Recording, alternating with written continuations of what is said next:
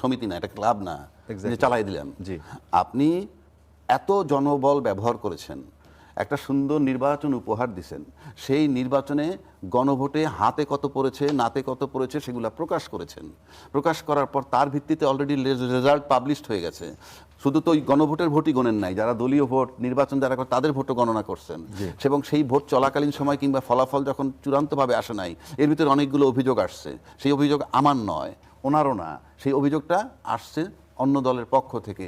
এখানে ইঞ্জিনিয়ারিং হয়েছে, এইটা হয়েছে, সেইটা হয়েছে, কাটাছিড়া হয়েছে, বিভিন্ন কথা আসছে। তো নির্বাচন কমিশন যখন আজকে প্রকাশ করলো গেজেট নোটিফিকেশন, এবং সেখানে কিছু ভোট কমছে, এখনও হা ভোটই জয়যুক্ত হয়েছে, কিন্তু কিছু ভোট কমছে, ৭৪ লাখ ভোটের কথা বললেন যেটা নষ্ট হয়েছে, এই যে বিষয়গুলা, এটা তো আপনি একটা প্রশ্ন থ্রো করে দিলেন যে আপনার কাউন্টিং নিয়ে জটিলতা আছে, এবং আপনার এই কাউন্টিং জটিলতা আপনি সমস্ত কাউন্টিংয়ের আপনি ডাউট প্রকাশ করতে পারেন, কারো কিছু করার থাকবে না। আমার কাছে যেটা মনে হচ্ছে ব্যক্তিগতভাবে, আমার ধারণা, আপনার এই থেকে আমার ধারণা, যে ইতিমধ্যে আমরা দেখছি যে নানান জায়গা থেকে আওয়ামী লীগের লোকজন জামিন পাচ্ছে। এগুলো কিন্তু আমার মাথা ব্যথা নয়। আমার মাথা ব্যথা নয় এই কারণে, আমি রাজনীতিতে সম্পৃক্ত না। ওই দল একটা আটক থাকলে কার সুবিধা হয়, দল মাঠে আসলে কার বেকায়দা হয়, এগুলো আমার সাবজেক্ট না। বাট আওয়ামী লীগ কিন্তু, আওয়ামী লীগের লোকজন জামিন পাচ্ছে। এই জামিন পাচ্ছে মানে হচ্ছে যে নির্বাচনের আগে বলা হয়েছিল যে বিএনপির তরফ থেকে বলা হয়েছিল যে তারা এলাকায় এমনও বলছে যে আমরা যদি বিজয় লাভ করি আমরা আপনাদেরকে দেখে রাখবো। তো এখন আওয়ামী লীগ যেভাবে বেইল পাচ্ছে, তাতে মনে হয় আওয়ামী লীগের কাছে একটা বদ্ধমূল বিশ্বাস হয়েছে, তাদের সহায়ক সরকার আসছে এবং ইন অ্যাকশন তারা প্রমাণ করতেছে। তাই এই যে একটা নির্বাচন কমিশনের প্রশ্নটা তুলে দিল, এই প্রশ্নটা তুলে দিয়ে সে কিন্তু হা ভোট, যে গণভোটের যে বিষয়টা, সেটাকে তিনি বিতর্কিত করে দিলেন। এবং এই বিতর্কিত করে দিলে এটা দিয়ে ইস্যু বানাইতে পারে যে কেউ, যে কোনো সময় আন্দোলনও হতে পারে। তার মানে একটা প্রশ্ন এখানে পরিষ্কারভাবে তোলার সুযোগ এবং নির্বাচন কমিশন খুব প্ল্যান করে সুপরিকল্পিতভাবে, যেহেতু ইউনূস সাহেব নাই, চলে গেছেন, আর প্রেসিডেন্টের ভাষণটা আমরা যেটা দেখেছি, তাতে মনে হয় যে এই গণভোট অনভোট প্রেসিডেন্টকে অনেকেই আমরা সমর্থন করি না। আমি আমার কথা বলছি না, তাদের ভাষায়। নির্বাচন কমিশন ইচ্ছা করে এরকম একটা প্রশ্ন তারা, আপনি না ইচ্ছা করে যদি না করে থাকেন, আপনার তো দুইটা প্রশ্নই আসবে, সেদিন যে রেজাল্ট দিলেন সেটা কি, এখন যেটা বলছেন সেটা কি, এই যে প্রশ্নবিদ্ধ করলেন, এবং সে সিকিউর থেকে, মানে এরকম একটা প্রশ্ন তোলার সাহস থাকে কেমনে, যখন সে মনে করে যে আই এম সেফ না হইলে এই ঘোষণা সে করতে পারে না। আচ্ছা, যে আপনি মানে আপনি যখন মন চায় তখন কোন সংবিধান কি এটা পারমিট করে? যখন মন চায় তখন তো করে না। আপনি সংবিধানে নাই, ফ্রম ডে ওয়ান আমি বলে আসতেছি, তা আপনি সংবিধানে নাই। আর যদি আপনার সংবিধানে থাকেনি, আমি রাষ্ট্রপতিকে বলবো আপনি তো মারাত্মকভাবে সংবিধান ভায়োলেট করতেছেন। সংবিধানের 4-এর কতে বলা আছে না সংবিধান নাই, তাহলে রাষ্ট্রপতি, আমি বলতে এই প্রক্রিয়াগুলো কি হলো, তাহলে রাষ্ট্রপতি কেন দেন? ওখানে বলা আছে সব জায়গায় বঙ্গবন্ধুর ছবি হ্যাঙ্গিং থাকবে, জি, মানে সমস্ত অফিস আদালত বিদেশি দূতাবাস ইত্যাদি। সংবিধান 4-এর কতে আপনি তো আপনার রাষ্ট্রপতি তো সেটা ভায়োলেট করছেন। আপনার ওখান থেকে 11 নভেম্বর 2024 এটা নামানো হয়েছে, অথচ আপনি বলতেছেন আপনাকে 3 বাহিনী এবং বিএনপি আপনাকে শেল্টার দিছে। তাহলে তারপরে এইটা আপনি ফলো করেন না, আপনি তো নিজেই সংবিধান ভায়োলেট করছেন। 1, 2, আপনি জানতেছেন ইউনূস সরকার সাংবিধানিক না, you are supported by BNP and army, তো আপনি ওত দিলেন কেন? আপনি তো জানেন সে সাংবিধানিক না, আপনি ওত দিলেন কেন? তখন নির্বাচনের পার্টটা বৈধ হয়ে গেল আর সব অবৈধ হয়ে গেল। উনি যে নির্বাচনটা দিলেন এই টাইমটা, এইটা বৈধ হয়ে গেল আর সব অবৈধ হয়ে গেল। এটা তো সহজ না রে ভাই, আমি বারবার বলি এটা রাষ্ট্র, দেশ ওই জায়গায় নাই। আপনারা যদি মনে করেন যে ওখানে বসে বসে এখানে সব ঠিক করে ফেলবেন, বাংলাদেশে শেখ হাসিনার চেয়ে প্রশাসনকে সর্বোচ্চ লেভেলে ব্যবহার করতে কেউ পারেনি, হাইয়েস্ট লেভেলে ব্যবহার করছে সে। বাংলাদেশে এ পর্যন্ত যারা এখন তার 30 ভাগের 1 ভাগও ক্ষমতার দাপট দেখাইতে পারবেন বলে এই প্রশাসন দিয়ে আমার কাছে মনে হয়। সেটা কি পজিটিভলি বলেন না নেগেটিভলি? আপনি নেগেটিভলি, আমি বলছি হাসিনাটা নেগেটিভলি বলছি, জোর করছে। কিন্তু আজকে যদি আমরা এই যে কথাগুলো আনতেছি, এগুলো যদি নিয়ে আসি, আমি তো তাইলে আমাকে নেগেটিভ হইতে হবে। এত বিতর্কের পরে যদি আপনি থাকেন তাহলে তো আপনি নেগেটিভ। এই যে বললাম 6 জন অ্যাডমিনিস্ট্রেটর নিয়োগ দিচ্ছেন, গণতান্ত্রিক সরকার, আপনি নির্বাচনে বিশ্বাসী, আপনি দলীয় লোককে কিভাবে নিয়োগ দিয়ে দেন? তাহলে আপনি নির্বাচনে বিশ্বাসী না, কিংবা আতঙ্কিত নির্বাচনের ফলাফল নিয়ে। 3 নম্বর যদি আসে, নির্বাচন কমিশন যেটা করলো, প্রবলেম একটা ক্রিয়েট করে দিল। উনি তো ডাউট তৈরি করে দিলেন, পুরো নির্বাচন প্রক্রিয়া নিয়ে ডাউট হবে এখন। যে আপনি যখন এইখানে এত ভোট কমায় ফেললেন, আপনি তো পুরো নির্বাচনের ফলাফলটাকে বিতর্কিত করে দিলেন। এই যে বিতর্কিত, এটার খেসারত কে দিবে? আমি আবারও বলছি, এটা রাষ্ট্র, এটা তামাশা না। এটা মস্করা করতে বসছেন আপনারা। নির্বাচন কমিশন তড়িঘড়ি করে আপনারা নির্বাচনের ফলাফল দিয়ে দিলেন, এখন 74 লাখ ভোটের আপনি বলতেছেন বাতিল হয়ে গেছে। তাই না? ৭৪ লাখই তো ২৬ পর্যন্ত দেওয়া হইলো, এবং এর ভিতরে উনি একটা নির্বাচন করবেন এবং নির্বাচনে হ্যান্ড ওভার করবেন। এই জুলাই ঘোষণাপত্র যদি থাকতো তাতেও তারা বৈধতা পান। ৩ নম্বর, এখন যদি গণভোটের আলোকে আপনি সংবিধান সংস্কার না করেন, আপনি সংবিধানে ঢুকতে পারবেন কিভাবে? গায়ের জোরে, নিয়মতান্ত্রিকভাবে না। আমি আবারও বলছি, ১৪২ অনুচ্ছেদে আছে কি ২/৩ হইলে আপনি সংবিধানের সংশোধন করতে পারবেন, যেভাবে খুশি সেভাবে বলা আছে। আবার ৭-এর খতে বলা আছে, ৭-এর খতে বলা আছে এই যে ১৪২-এ যা কিছু বলা থাকুক না কেন, এই প্রথম ভাগে, সংবিধানের প্রথম ভাগ, দ্বিতীয় ভাগ, আরো কতগুলা জায়গায় কোনো পরিবর্তন করতে পারবেন না। সেই প্রথম ভাগের ভিতরে পড়ছে ৪-এর ক, যে বঙ্গবন্ধুর ছবি সবসময়, শেখ মুজিবুর রহমানের ছবি সর্বত্র ঝুলন্ত থাকতে হবে।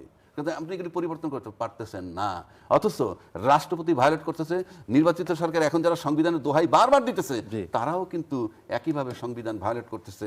মিলান কোনোভাবে যে ধরেন এখন এই আওয়ামী লীগের লোকজন জামিন পাচ্ছে এবং তারা আবার সক্রিয় হচ্ছে বিভিন্ন জায়গায়, এর সাথে আমি উদাহরণ দিই, আমাদের সাংবাদিক ২০০-র অধিক গ্রেপ্তার আছে। আমাদের প্রেস ক্লাবে আসে, ওই যে তখন ছাত্ররা আসে লিস্ট করে দিছে, এরা চেনে, এরা ফেসিবাদের দোষর, প্রেস ক্লাবের মেম্বারশিপ চলে গেছে। এখন যারা জেলে ঢুকছে তারা আর বেরোয় না, এদের ভিতরে আবার খুনের কোষা ঢুকে দিছে। আমার কথা হচ্ছে, এই সাংবাদিকদের ভিতরে অনেক দুর্বৃত্ত আছে, ফৌজদারি অপরাধ করলে তাদের বিচার হোক। যে অপরাধ করে নাই তার তো কোর্টে হিয়ারিং উঠবে তো না, বেরোইছে, ঢুকছে কেউ বেরোয় না। এই যে সর্বশেষ আনিস আলমগীর, তাকে ওয়ারেন্ট দিয়ে করছে, কোনো অভিযোগ দিয়ে করছে, আগে নিয়ে গেছে, নিয়ে যাওয়ার পরে তাকে আপনার সাংবাদিক তার মামলা দিছে, এখন আবার দুদকের কেস সাজানো হচ্ছে। তো এগুলো কি? এটা তো আইনের শাসনের ব্যাখ্যা না। কোর্ট তো এখন ধরেন, আপনি আবার আইবির কথা বললেন, আইবি যখন একটা ক্লিন ইমেজের লোক দিয়ে আওয়ামী লীগ তৈরি হবে, এরকম যখন জনশ্রুতি তৈরি হলো, তখন আপনি ধপাধাপ আইবির বিরুদ্ধে মামলা দিয়ে দিলেন। আইবি তো সবসময় ওখানের গডফাদার শামীম ওসমানের বিরুদ্ধে ফাইট করছে। কেন? তার আগে আব্দুল মান্নান আগের অর্থ প্রতিমন্ত্রী ছিলেন, পরিকল্পনা প্রতিমন্ত্রী ছিলেন, তারপরে সাবের হোসেন চৌধুরী, তাদেরকে জামিন দিল না? জামিন দিছে সাবের হোসেন চৌধুরী, ওটা নিয়ে তো আমিও কথা বলছি, যে সে রিমান্ডে ছিল, 6টা খুনের মামলা ছিল, একটা লোয়ার কোর্ট চাপ দিয়ে তাকে বেল করে দিয়েছে। এটা তো সরকারের লোক টেলিফোন করছে, লোয়ার কোর্ট থেকে জামিন দিয়ে দিয়েছে একবারে। তখন তো আমরা সমালোচনা করছি, এভাবে তো হয় না। রিমান্ডে আপনি রাখলেন, 6টা খুনের মামলা দিয়ে দিলেন। এখন তো প্রশ্ন আসে সাবের হোসেন আদৌ খুন করছে কিনা, আর না হলে ওই কোর্ট তাকে প্রেশার দিয়ে তার জামিন দেওয়া হয়েছে। এবং আমার কাছে সাক্ষী আছে, আমি বলতে পারবো না, কোর্টের সেই জাজ বলছে আমি বাধ্য হয়ে এটা করছি, আর একটা অ্যাডভোকেট আমাকেই বলছে। সুতরাং এই দেশে এই যেটা তুগলকি কাণ্ড হয়েছে, তো এই 18 মাসে তুগলকি কাণ্ড হয়েছে। আপনি যেটা বদির কথা বললেন, বদি হলো ইয়াবা ব্যবসায়ী, শেখ হাসিনার সময় সে তুমুলভাবে সমালোচিত ছিল, তখন তার বউরে নমিনেশন দিয়েছে, তারে বাদ রাখছে। আপনি মামলা করলেন খুনের, কেন? পেল দেবে নাকি? খুন প্রমাণ করছেন আপনি, উনি তো সিনিয়র অ্যাডভোকেট সুপ্রিম কোর্টের, বলেন আপনি আপনার একজন জামিন পেতে হলে না পেতে হলে তার মেরিট লাগবে, তো কোর্টের তা আইনে আটকাতে হবে। এখন যদি কোর্ট স্বাধীনভাবে কাজ করে, এখন ধরেন আমাকে জেলে নিয়ে গেল, এখন আমি বললাম তো আমাদের প্রায় কমপক্ষে 20 জন সাংবাদিকের বিরুদ্ধে খুনের মামলা আছে। আপনি কি মনে করেন চুরি করতে পারে একটা সাংবাদিক? খুন করছে কাউকে, কেন মামলা দিলেন আপনি? একদিনে একবারে সব অ্যাক্রিডিটেশন কার্ড বাতিল করে দিলেন।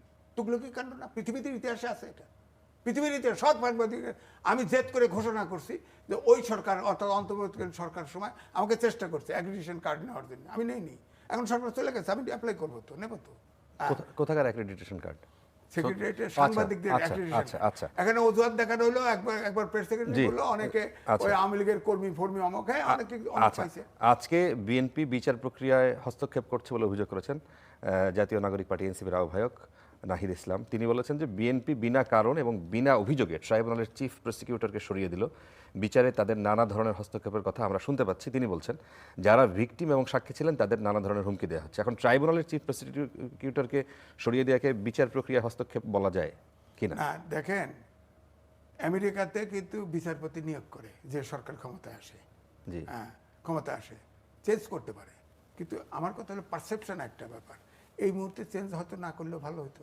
কিন্তু ওনার সম্পর্কে তো আরো স্ক্যান্ডেল আছে তো। কার সম্পর্কে বলছেন? চিফ প্রসিকিউটর সম্পর্কে আছে তো, আপনি জানেন না?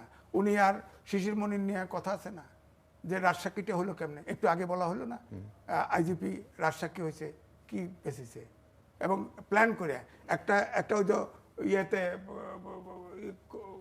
পড়াইছিল যে ভ্যানে চড়া একজন যখন তার ফাঁসি আদেশ হলো, চিৎকার করে পুলিশ বলতেছে আমি টাকা দিতে পারি নাই, ঘুষ দিতে নেই বলে আমাকে ফাঁসি দিয়েছে, আমাকে ব্যাট করে দিয়েছে। এগুলো কি? এটা তো ট্রাইব্যুনালের বিচার হয়েছে।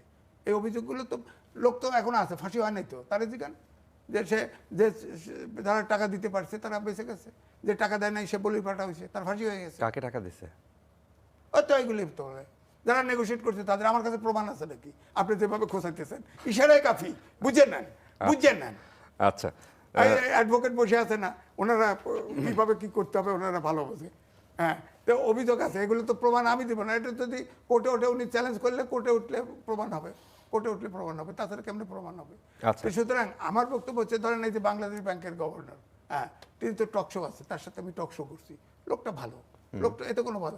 আমার কথা হলো বাংলাদেশ ব্যাংকের বর্তমান গভর্নর নাকি সদ্য সাবেক? না, সদ্য সাবেক যে হ্যাঁ, তাকে তার সাথে যে আপনারা সরিয়ে দিলেন, অনেকদিন আপনি টকশো করছেন। করছি তো। এখন টকশো হাসানি- করছি বলে আমি তার পক্ষে বলছি না, আমি বলছি যে তিনি শোনেন, শেখ হাসিনা ওই আসছিল না, ওই যে রমান এরা তো সব ব্যবসায়ীদের কাছে পয়সা নিয়ে নিয়ে বিভিন্ন অকেশনে দিত। হাসানাইদ মনসুর কিন্তু ইয়েতে ছিল, আপনার ব্র্যাক ব্যাংকের চেয়ারম্যান ছিল, জি। তার কাছে 2 কোটি টাকা চাইছে ওই অকেশন ডোনেশন, হ্যাঁ, ব্র্যাক ব্যাংক থেকে দেয় নাই, সে ঠেটালো, 20 লাখ টাকা দিছে। হ্যাঁ, এই জন্য হাসিনার সে রোশনালে বসছে গেল। এখন আমার কথা হচ্ছে যে ধরেন আপনি সরকারে আসছেন, আপনি একটা না, জায়গায় আপনি এই জিনিসটা বলবেন যে আপনি তার সম্পর্কে সুরামি করছিলেন। এখন হাসানাইস মনসুরকে নিয়ে দুর্নীতির কোনো অভিযোগ আমরা সেভাবে পাই নাই। তিনি তার মতো একজন গভর্নরকে কিংবা তার উপদেষ্টাকে অপসারণ করা হলো যে প্রক্রিয়ায়, যেভাবে তিনি বলেছেন যে আমি পদত্যাগ করিনি এবং আমি গণমাধ্যমে দেখলাম যে আমি নাই, আমি বাসায় চলে না, যাচ্ছি। উনি প্রেস কনফারেন্স করছে, জি। তখন পর্যন্ত জানে না। জানেন না। এখন এবং ওনাকে যে প্রক্রিয়া, আমার ওনার উপদেষ্টাকে বক্তব্য যেভাবে মব করে বের করা হলো, জামায়াতের আমির উনি বলেছেন যে তাকে সরকারি দল মব করে তাকে বের করেছে এবং না, এটা চরম এটা আবার অপদস্থ ভিন্ন করে। কথা। মব না, আগের থেকেই আন্দোলন করতেছিল, আগের থেকেই আন্দোলন করতেছিল, আন্দোলনে ওই দিন পদত্যাগ চাইছে। আমার বক্তব্য সেই জায়গায় না, আমার বক্তব্য বাংলাদেশ ব্যাংকের গভর্নর হাসানাইদ মনসুরের মতো অর্থনীতিবিদ, তাকে তো আপনি বললেই হতো যে আপনি রিজাইন করেন, তাহলে তো রিজাইন করে। তাই এরকম হলো কেন ব্যাপারটা? হ্যাঁ, ব্যাপারটা এইভাবে ঘটলো কেন? এটা ওনার- অনেক দোষে দুষ্ট করা হয়, এগুলো তো বলা মুশকিল। ইসলামী ব্যাংকের তো ইসলামবাদে কোনো সব কারো চাকরি খায় দিছে ইসলামী ব্যাংকে, ইসলামী ব্যাংক থেকে টাকা নিচ্ছে। তারপরে আরমান এক ফাঁসির দণ্ডপ্রাপ্ত আসামির ইয়ার ছেলে, সেটা তো আবার তার ইয়েতে দেখাইছে, সে ইলেকশন করছে, জিতছ, তার দেখাইছে 100 কোটি তার সেভিংস, 2 কোটি সেভিংস, সে তো নগদের আপনার 100 কোটির বন্ড কিনতে চাইছে, সে শেয়ার কিনতে চাইছে। সুতরাং এগুলো সে হয়তো অ্যালাউ করবে। আর এই কারণে দেখে মনে করছে যে হয়তো ট্রাস্টেড লোক দরকার, তাকে সময় দেয় নাই। হ্যাঁ, কিন্তু আমার বক্তব্য হচ্ছে যে একটা পারসেপশন তো আছে, একটা বাংলাদেশ ব্যাংকের গভর্নরকে সরাবেন, তাকে বলে দিলেই তো হলো, না গেলে আপনি যা ইচ্ছে তাই করেন। আর যেটা বলা হয়েছে সরকারি মব, এটা হলো এটা সঠিক না। এটা আগের থেকেই ওখানের জিএম আমার নিজের আত্মীয় আছে, ওখানে আগের থেকেই তারা দাবি করছে। হাসানাইদ মনসুর খুব কনসিস্ট লোক, তাদের দাবি দেওয়া সহজে মানে নাই, তারা আগের থেকেই দাবি করছে, দাবি পূরণ করে নাই, তারা শেষে এসে ঘেরাও ফেরাও এগুলো করছে, শেষ পর্যন্ত তারা রিজিগনেশন কাকতালীয়ভাবে মিলে গেছে। ওটাকে বলা হয় গভর্নমেন্ট মব করছে, এটা ঠিক না। কিন্তু তার প্রসেসটা, তাকে ওখান থেকে যে চাকরিচ্যুত করা হলে প্রসেসটার ক্ষেত্রে আমার তীব্র আপত্তি। আচ্ছা আচ্ছা, আবু হেনা রাজ্জাক, আপনি কি এই বিষয়ে নিয়ে বলবেন যে ওনাকে যে আমি প্রক্রিয়ায়- কয়েকটা কথা বলি এই বিষয়ে। ইউনূস সাহেব ক্ষমতায় আসার পর উনি রাষ্ট্রপতি হইতে চেয়েছেন এবং এটা আমরা জনশ্রুতি সবাই বলছি। ওনার স্বপ্ন, উনি লোভী, উনি রাষ্ট্রপতি হবেন এবং এই জন্য ছাত্রদের আন্দোলন করছেন, প্রোটেকশন দিছে বিএনপি এবং আর্মি। এটা আমরা আগে বলছি, অনুমান ভিত্তিক, প্রেসিডেন্ট ক্লিয়ার করে দিছে, রাষ্ট্রপতি সাহেব ক্লিয়ার করে দিছেন যে ওনাকে সরাইতে পারে নাই এই কারণে। তারপর ইউনূস সাহেবের এত কি ক্ষমতা, এত কি শক্তি, সংবিধান টংবিধান কিচ্ছু মানলেন না। উনি ফেব্রুয়ারি 2026 মতো নির্বাচন নিয়ে আসলেন আর সবাই তাকায় তাকায় দেখলেন। এটা তো ক্লিয়ার করে দিছে একজন দায়িত্বশীল মন্ত্রী, নাম বললাম না, যে আমরা গণভোট না মানলে নির্বাচন হইতো না। তার মানে যা কিছু মানে শুধু নির্বাচন, রাষ্ট্র নিয়ে কারো ভাবনা ছিল বলে আমার কাছে মনে হয় না। কেননা যেই গণভোট আমরা করলাম বা যেই সংস্কারের গণভোটের মধ্যে উল্লেখ করা আছে সেটা যদি বাস্তবায়ন হয়, আপনি বলেন, বুকে হাত দিয়ে বলেন, আজিজ বেরো বলি আমি, রাষ্ট্রের কোনো ক্ষতি হবে? এই সংশোধনে রাষ্ট্রের কোনো ক্ষতি হবে? হবে না। রাষ্ট্রের সাধারণ মানুষের কোনো ক্ষতি হবে? হবে না। কারো কোনো ক্ষতি হবে না। ক্ষতি হবে কাদের? ক্ষতি হবে রাজনৈতিক দলের। তাদের যে ক্ষমতা কুক্ষিগত রাখে একটা দল, সেই পাওয়ার ডিস্ট্রিবিউট হয়ে যাবে। একই ব্যক্তি একই সময় প্রধানমন্ত্রী, একই সময় পার্টির প্রধান এবং একই সময় দলনেতা, কিংবা দুইবার বেশি পারবে না এইসব। এখন বলে যে অনেকের ইয়ের ভিতরেই আছে সেই ম্যানিফেস্টো, সেটা অন্য কথা। এই গণভোটটা যদি বাস্তবায়ন হয়, গণভোটের আলোকে সংস্কার হয়, কোনো রাষ্ট্রের ক্ষতি নেই, জনগণের ক্ষতি নেই, ক্ষতি শুধু রাজনৈতিক দলের। তাদের কুক্ষিগত পাওয়ারটা থাকবে না। এবং সেগুলোও তারা মেনে নিচ্ছে তখন কি জন্য? যে 2/3 মেজরিটি যদি পেয়ে যায় কল্পনা, ওগুলো এড়াইয়া যেতে পারবে। নাহলে যেই মন্ত্রী বলতেছে যে আমরা এগুলা মেনে নিচ্ছি, গণভোট মেনে না নিলে নির্বাচন হইতো না, তার মানে নির্বাচনটাই ছিল শুধুই লক্ষ্য, আর কিছু নয়। এরপরে আসেন এই নির্বাচনের জন্য তারা সব, অবশেষে আমরা একটা নির্বাচন পাইলাম। যে সরকারটা চলে গেল 18 মাস থেকে, সেটা কোনো সরকার নয় এই কারণে, সে কোনো রাজনৈতিক সরকার না, তাকে একটা বিশেষ পরিস্থিতিতে সবাই মিলে নিয়োগ দিছে।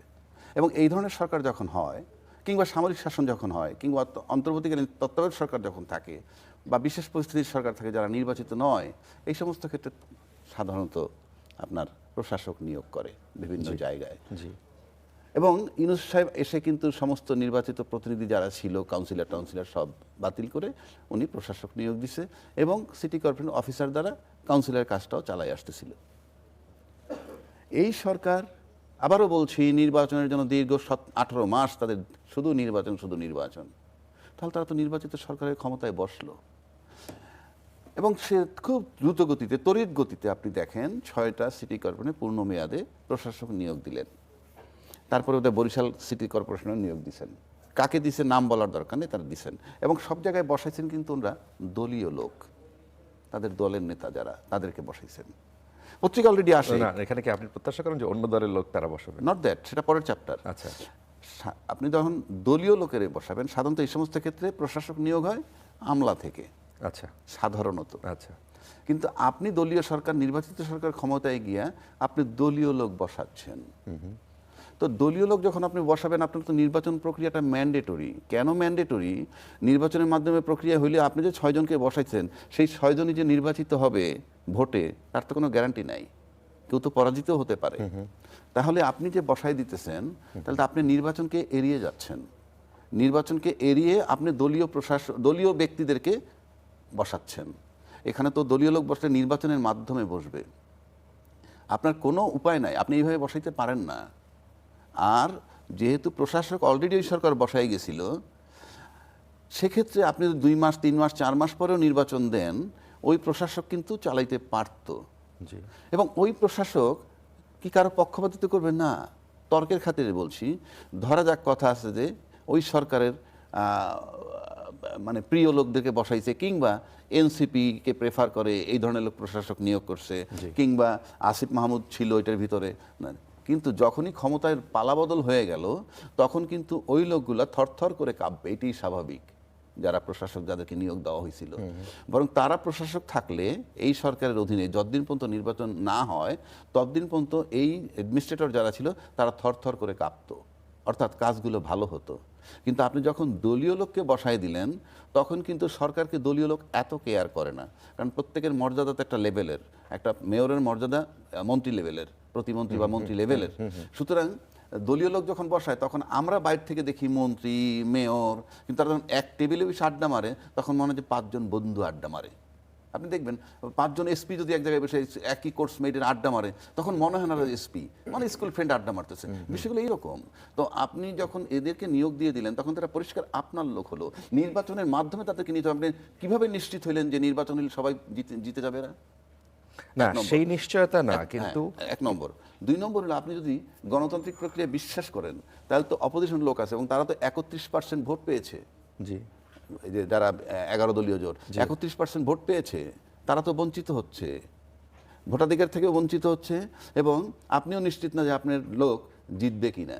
তবে আমার কাছে যেটা মনে হয়, যে নির্বাচনটা হয়ে গেছে, সেই নির্বাচনটার ভিতর থেকে তারা কিছুটা ভীত হয়েছে, কারণ 31% ভোট পাওয়াটা একটা অস্বাভাবিক ঘটনা।